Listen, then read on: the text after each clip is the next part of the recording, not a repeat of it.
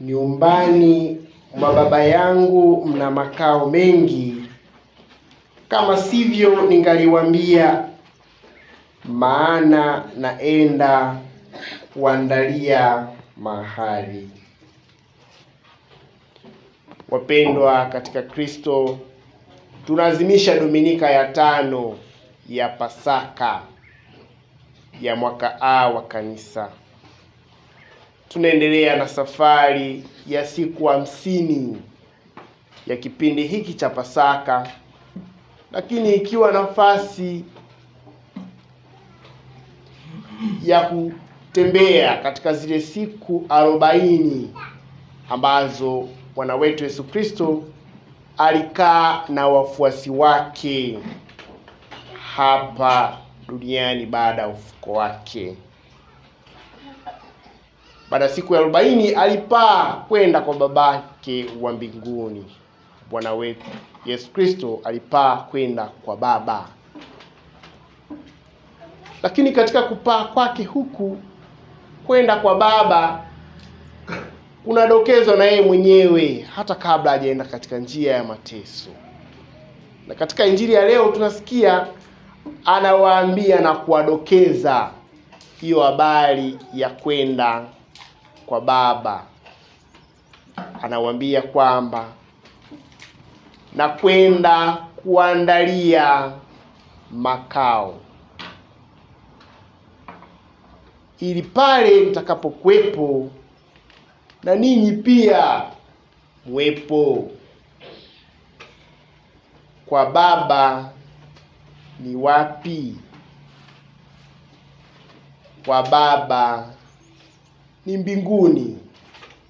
Kukoje? Ni kuzuri. Kuna kila aina ya uzuri, kuna kila aina ya furaha.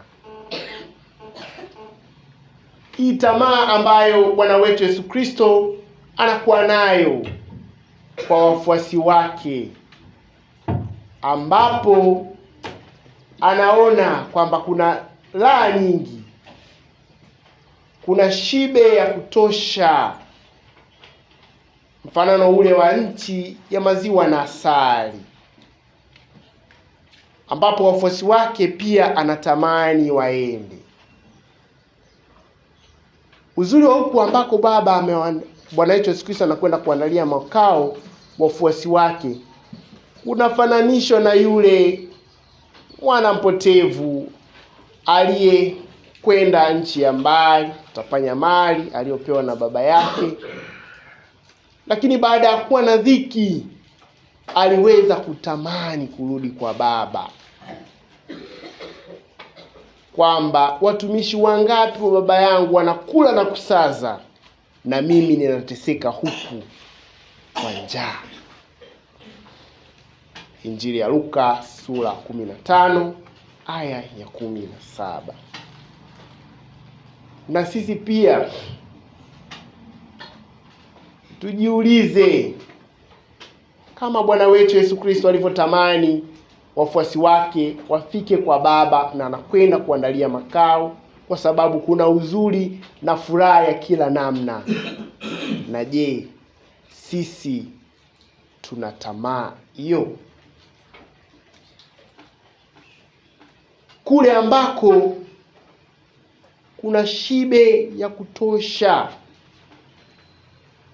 kama sisi huku duniani tunaweza kupata shibe ya kawaida ya mwili, ya vionjo, ya muda, ya kupita, kama wana wa Israeli ambavyo walipotoka Misri kwenda nchi ya ahadi, walipopita jangwani walipata njaa, wakamlilia Mungu na Musa, lakini Bwana akawahurumia, akawanyeshea mana ishukayo kutoka mbinguni.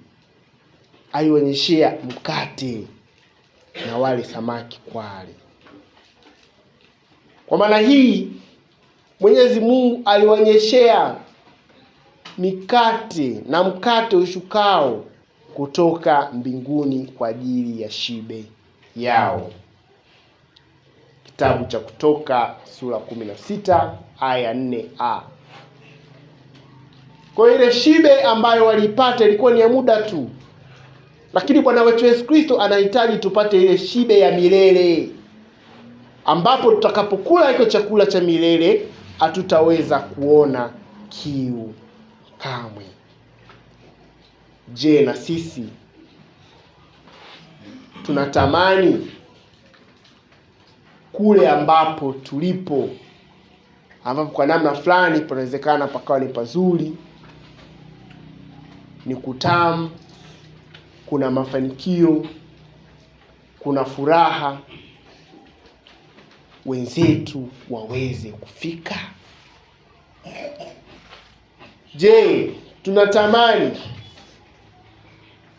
kama wenzetu wasio na makazi wapate hifadhi? Wenye ambao wasio na afya, ni wagonjwa, hawawezi, wapate afya njema?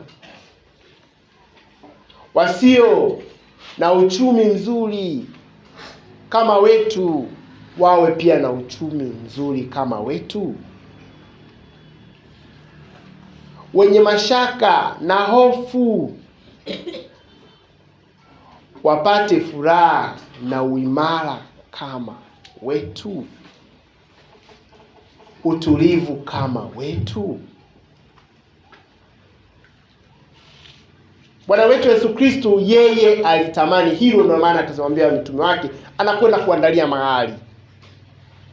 Kwa hiyo alitamani kama yeye alivyokuwa alishuka kutoka mbinguni na akapaa kwenda mbinguni, anajua uzuri wa mbinguni, anatamani na sisi pia tuionje mbingu.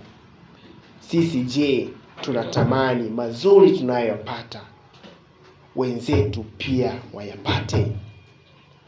Au tunakuwa wabinafsi, wachoyo, na wale ambao hatufurahii mafanikio ya wenzetu wasifanikiwe kama sisi tunavyofanikiwa?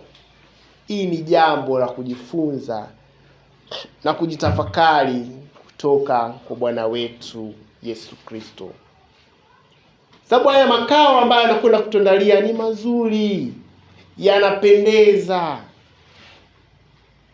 Ndo kama vile mzaburi anavyotamani na kusema kwamba anayatamani makao ya Bwana, maskani yake yapendeza kama nini.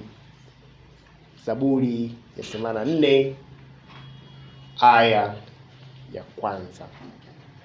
Wapendwa katika Kristo,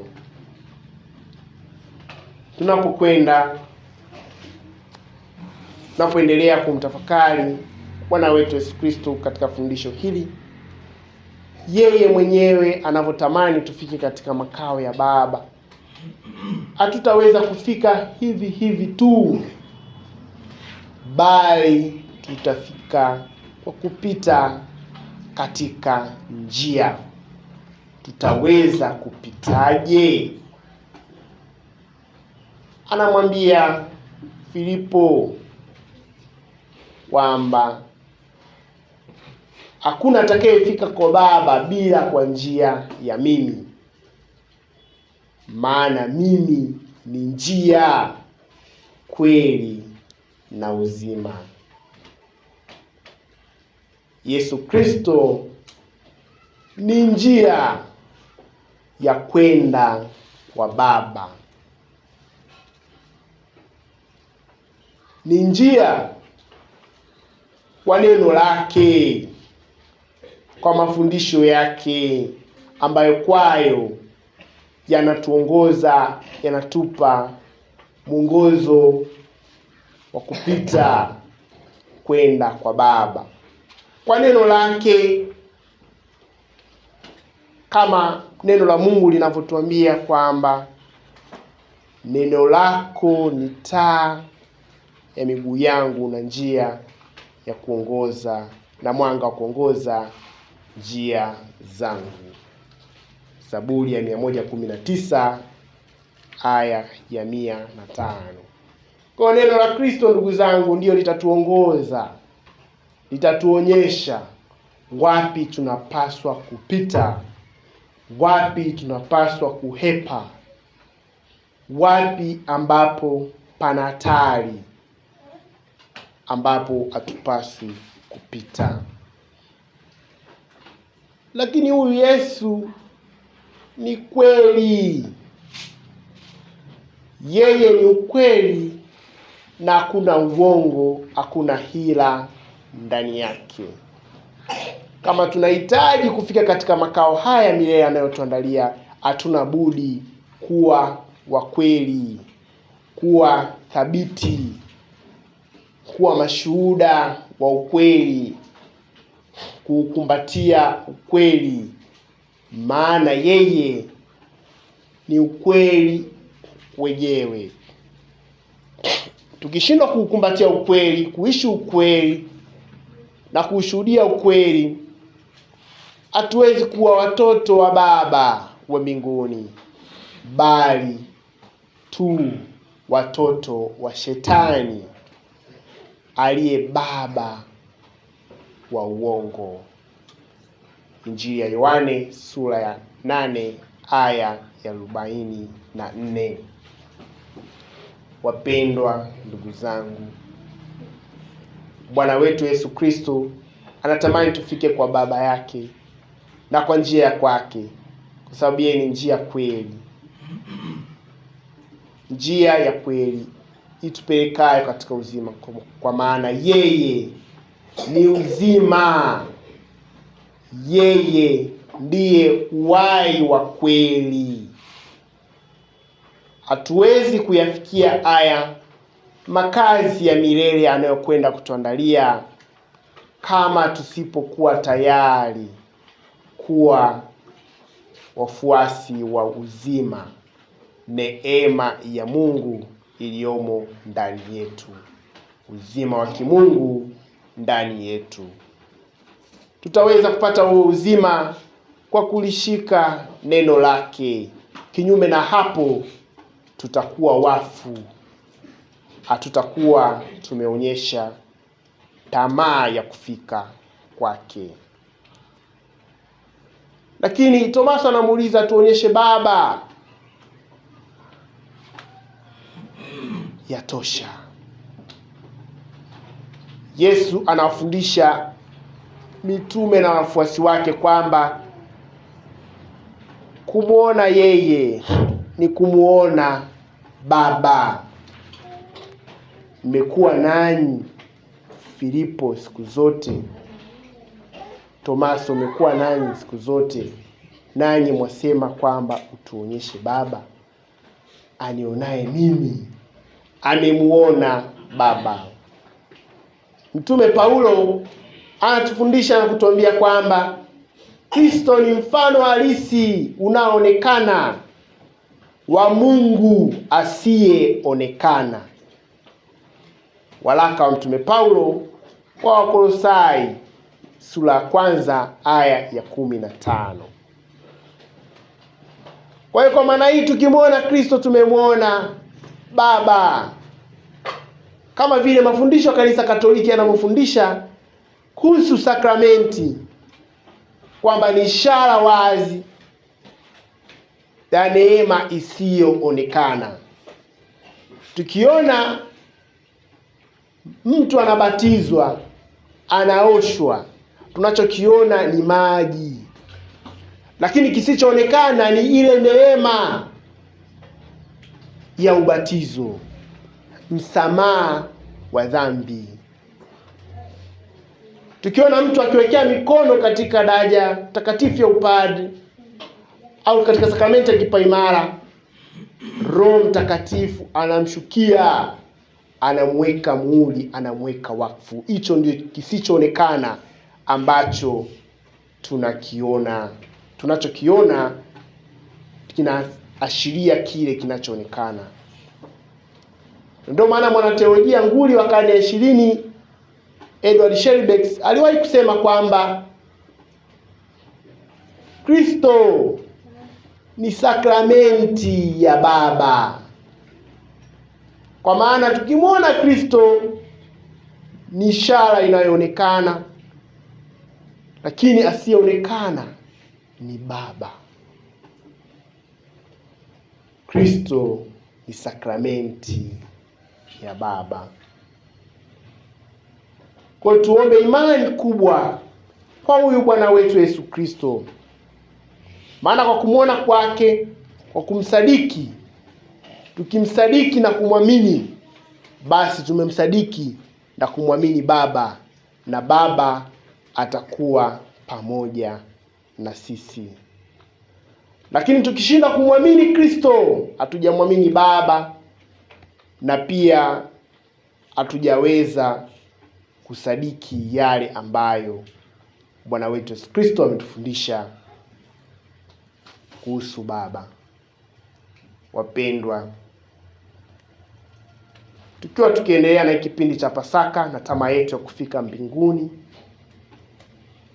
hatutaweza kuipita hiyo njia ya kwenda kwa Baba na kufika katika makao ambayo Bwana wetu Yesu Kristo anatamani bila kuwa tayari kuwa watumishi, kutumikia.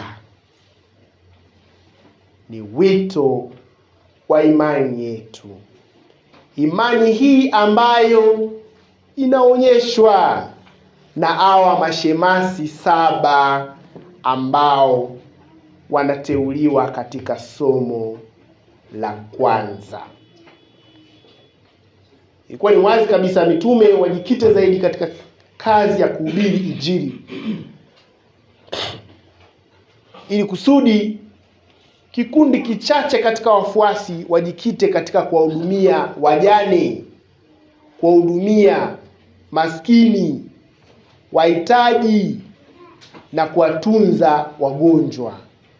Kwa maana hii wanateuliwa hawa wataua 7, ambapo Stefano ni mfano wao. Na sisi pia katika sakramenti ya ubatizo tumeteuliwa kuwa watumishi. Utumishi ni kazi na mwito wa Kristo, kama yeye mwenyewe ambavyo amekuja kutuonyesha. Sikuja kutumikiwa, bali kutumikia. Kwa anatualika tuweze kutumikiana kwa upendo. Katika Biblia sehemu kubwa amefundisha kuhusu hii kazi ya utumishi, kwamba anayetaka kuwa mkubwa shaiti awe mtumishi wa wote. Nimewaonyesha mfano, nanyi mtumikiane vivyo hivyo. Mtumikiane ninyi kwa ninyi katika upendo. Injili ya Mathayo sura 20 aya 26 na Injili ya Yohane sura 13 aya 14 hadi ya 15, na waraka wa Mtume Paulo kwa Wagalatia sura ya 5 aya ya 13. Tuendelee kumwomba Mungu Mwenyezi. Tumuombe Bwana wetu Yesu Kristo, ambaye Mtume Petro katika somo la 2 anatuambia kwamba ni jiwe walilokataa waashi limekuwa jiwe kuu la pembeni. Na sisi pia kwa kuwa na imani hii tunaweza tukadharauliwa, tusieleweke kwa watu, tukaonekana kama tunapoteza muda, lakini mwisho wa siku watu wataweza kutambua thamani na mchango wetu katika ustawi wa mambo mbalimbali katika jamii yetu, mithili ya Kristo aliyekataliwa na wazee